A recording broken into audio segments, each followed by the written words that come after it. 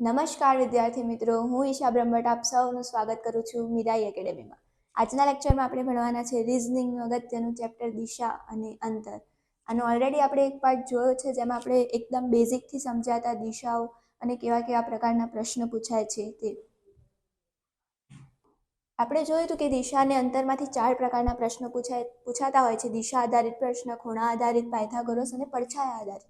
જેમાંથી દિશા આધારિત પ્રશ્ન આપણે લેક્ચર 1માં જોયા હતા. આજે આપણે સમજવાના છે ખૂણા આધારિત પ્રશ્નો. તો ખૂણા આધારિત પ્રશ્નને સમજવા માટે આપણે સમજવું પડશે ઘડિયાળની દિશા અને ઘડિયાળની વિરુદ્ધ દિશા. ઘડિયાળની દિશા એટલે શું? ઘડિયાળ કેમ ચાલે? આ છે ઘડિયાળનો કાંટો જે આવી રીતે જમણી તરફ ચાલતો હોય છે. આને શું કહેવાય? ઘડિયાળની દિશામાં. અને ઘડિયાળની વિરુદ્ધ દિશામાં એટલે અહીંયાથી જ્યારે ડાબી તરફ જશે, ઘડિયાળનો કાંટો આમ જાય અને એની વિરુદ્ધ દિશામાં એટલે આ તરફ જશે, એને કહેવાશે ઘડિયાળની વિરુદ્ધ દિશામાં. તમને પ્રશ્નમાં આપ્યું હશે કે એક વ્યક્તિ ઘડિયાળની વિરુદ્ધ દિશામાં ચાલે છે, ઘડિયાળની દિશામાં ચાલે છે, તો એ સમજવા માટે તમારે કઈ તરફ એ જાણવું જરૂરી છે. તો ટૂંકમાં એટલું યાદ રાખવાનું કે ઘડિયાળની દિશામાં એટલે જમણી બાજુ. આ દેખાય છે ને, ઘડિયાળની દિશામાં એટલે કઈ બાજુ જાય છે? જમણી બાજુ. અને ઘડિયાળની વિરુદ્ધ દિશામાં એટલે કે ડાબી બાજુ. ઘડિયાળની વિરુદ્ધ દિશામાં કઈ બાજુ જાય છે? અહીંયાથી ડાબી બાજુ.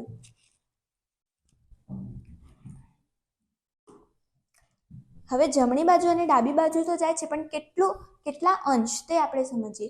માની લો કે એક વ્યક્તિ અહીંયાથી ઉત્તર દિશા તરફ છે અને અહીંયા જ ઊભો છે, તો એ મતલબ કે 0 અંશે ઊભો છે અને અહીંયાથી તે જમણી બાજુ, આ છે જમણી બાજુ, તો જમણી બાજુ તે 45 અંશ જાય છે. એનો મતલબ શું કે તે કઈ દિશામાં છે? ઈશાન દિશામાં છે. પછી તમને એમ કે તે અહીંયાથી 90 અંશ જમણી બાજુ જાય છે. અહીંયાથી 90 અંશ, તો કઈ દિશા લેવાની? પૂર્વ દિશા. અહીંયાથી 135 અંશ એટલે આટલેથી આટલું શું થઈ જશે? 135 અંશ જમણી બાજુ. અહીંયાથી આ 180 અંશ એટલે શું કહેવાય? અર્ધગોળાકાર. આ 225 અંશ, 270, આવી રીતે આખું ચક્ર ફરીને આવી રીતે અહીંયા આવશે, તો આને શું કહેવાશે? 315 અંશ. કાં તો આને બીજું શું કહેવાય? તો 45 અંશ ડાબી બાજુ એમ બી કહેવાય. આપણે અહીંયા સમજીએ. અને આખું જ્યારે ગોળ ફરશે ત્યારે એને શું કહેવાશે? ફરી 360 અંશ ફરે છે. એમ કહે છે કે એક વ્યક્તિ 360 ઉત્તર દિશામાં છે અને 360 અંશ ફરે છે, તો હવે તે કઈ દિશામાં છે? તો ફરી ઉત્તર દિશામાં જ આવી જશે. આ થઈ ગયું જમણી બાજુ. અને હવે ડાબી બાજુ. એક વ્યક્તિ અહીંયા ઊભો છે અને તે ડાબી બાજુ 45 અંશ જાય છે. એનો મતલબ કે તે હવે આ સાઈડ, અહીંયા 45 અંશ આ બાજુ હતું, તો હવે 45 અંશ અહીંયા ઈશાન દિશામાં હતું, તો અહીંયા કયું? વાયવ્ય દિશામાં થઈ જશે. 45 અંશ ડાબી બાજુ. તમને કહે છે અહીંયાથી 90 અંશ ડાબી બાજુ ફરે છે, અહીંયાથી 90 અંશ ડાબી બાજુ. પછી આ 135, 180 એટલે અર્ધગોળાકાર, 225, 270, આ 315 અને ફરી આખું ફરશે એટલે 360 ડાબી બાજુ ફરીને ફરી તે ઉત્તર દિશામાં આવી જશે. તો આ હતું અંશ અને દિશાઓ. તમને પ્રશ્નમાં આવી રીતે જ પૂછાશે કે તે ઘડિયાળની દિશામાં 90 અંશ ફર્યો, ઘડિયાળની વિરુદ્ધ દિશામાં 180 અંશ ફર્યો, એવી રીતે પૂછાતું હોય છે. તો હવે ઉદાહરણની મદદથી વધારે સમજીએ. મહેશ પશ્ચિમ તરફ ચાલવાનું શરૂ કરે છે.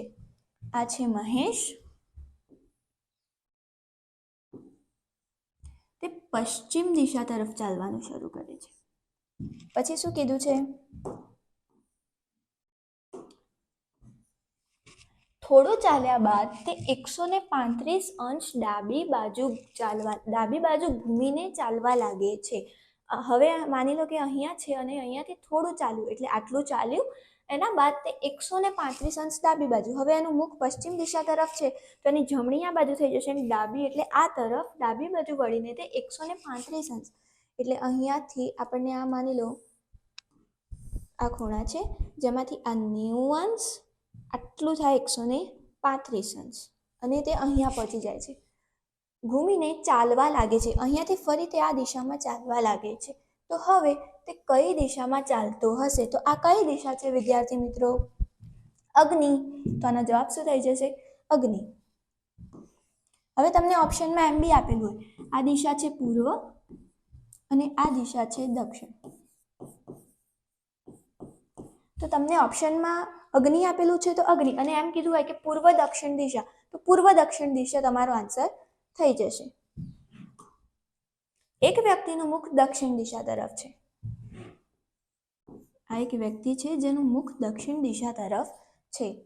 તે ઘડિયાળના કાંટાની વિરુદ્ધ દિશામાં, સૌથી પહેલા તો એનું મુખ દક્ષિણ દિશા તરફ છે, તો આપણને ખબર છે ઘડિયાળના કાંટાની દિશામાં એટલે જમણી બાજુ અને ઘડિયાળના કાંટાની વિરુદ્ધ દિશામાં એટલે કે ડાબી બાજુ. તો ઘડિયાળના કાંટાની વિરુદ્ધ દિશામાં એટલે શેની વાત કરે છે? ડાબી બાજુની. હવે એનું મુખ દક્ષિણ દિશા તરફ છે, તો એની ડાબી બાજુ કઈ થઈ જશે? આ સાઈડ, અને જમણી બાજુ આમ. તો ડાબી બાજુ ઘડિયાળની વિરુદ્ધ દિશામાં 135 અંશ ઘૂમે છે. અહીંયાથી ઘડિયાળની વિરુદ્ધ દિશામાં એટલે કે ડાબી બાજુ 135 અંશ ઘૂમે છે. આ 90 અને 135 આટલે તે હવે આવી જાય છે. પછી શું કીધું છે?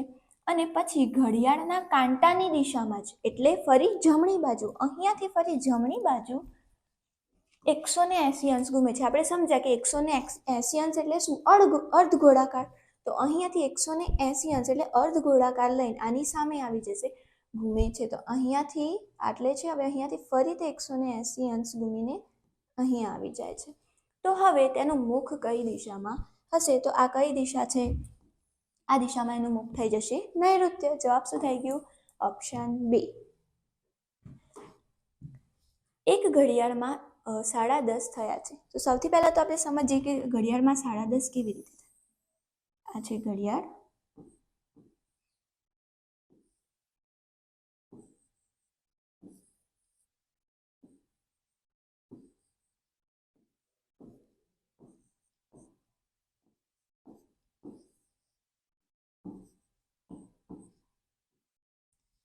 સાડા 10 એટલે કલાકનો કાંટો હશે 10 અને 11ની વચ્ચે, અને મિનિટનો કાંટો હશે 6 ઉપર. જો મિનિટનો કાંટો દક્ષિણ દિશામાં હોય, મિનિટનો કાંટો કઈ દિશામાં હોય? દક્ષિણ દિશામાં. અને ઓલરેડી આપણે 6 એટલે કઈ દિશામાં આવે છે? આ કઈ દિશા છે? દક્ષિણ દિશા જ છે. તો આ ઓલરેડી મિનિટનો કાંટો દક્ષિણ દિશામાં છે. તો શું પ્રશ્ન પૂછ્યો છે? તો કલાકનો કાંટો કઈ દિશામાં હશે? તો આ કઈ દિશા છે? અહીંયાથી આ દક્ષિણ દિશા થશે, આ પૂર્વ, આ પશ્ચિમ, અને આ પૂર્વ, ઉત્તર, પશ્ચિમ. તો અહીંયાથી તે દક્ષિણ દિશા, અહીંયા અગર મિનિટનો કાંટો દક્ષિણ દિશામાં છે, મિનિટનો કાંટો અગર દક્ષિણ દિશામાં છે, તો કલાકનો કાંટો કઈ દિશામાં થઈ જશે? વાયવ્ય દિશામાં. તો આનો જવાબ શું થઈ જશે? ઓપ્શન એ, વાયવ્ય દિશા. જો તમે પૂર્વ દિશા તરફ જઈ રહ્યા હોય,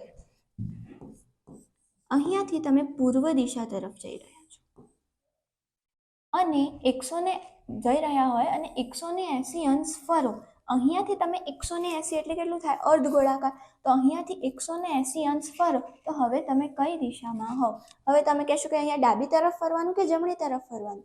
પણ અર્ધ ગોળાકાર ફરીએ તો ડાબેથી ફરીએ કે જમણેથી ફરીએ? આપણે એક જ સ્થાને તો આવવાના છે. એટલે શું કીધું છે? 180 અંશ. તો 180 અંશ ફરીને આ દિશામાં થઈ જશે એનું મુખ.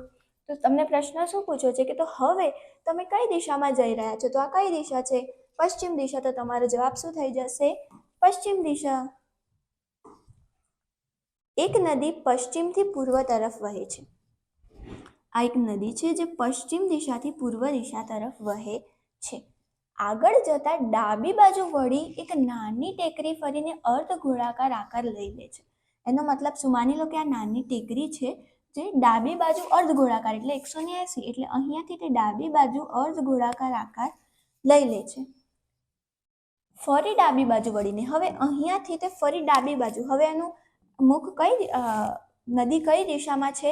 તો દક્ષિણ દિશામાં. હવે દક્ષિણ દિશા તરફથી ડાબી બાજુ વળે છે, એટલે અહીંયાથી તે ફરી આ દિશામાં વળે છે. તો અંતે નદી કઈ દિશામાં વહેતી હશે? તો આજ તમને પ્રશ્ન પૂછ્યો કે આ કઈ દિશામાં વહેવા લાગે છે ફરી?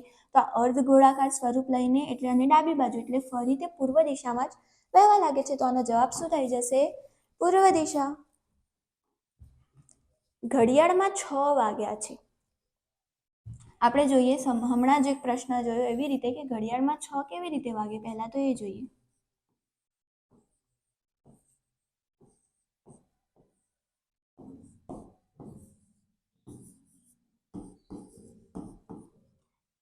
કલાકનો કાંટો ક્યાં હશે? 6 ઉપર અને મિનિટનો કાંટો 12 ઉપર. જો મિનિટનો કાંટો ઈશાન દિશામાં હોય, હવે આપણે મિનિટનો કાંટો અગર સીધું લઈએ તો ઉત્તર દિશામાં છે, પણ એને શું કીધું છે કે મિનિટનો કાંટો ઈશાન દિશામાં હોય. એનો મતલબ શું થઈ ગયું?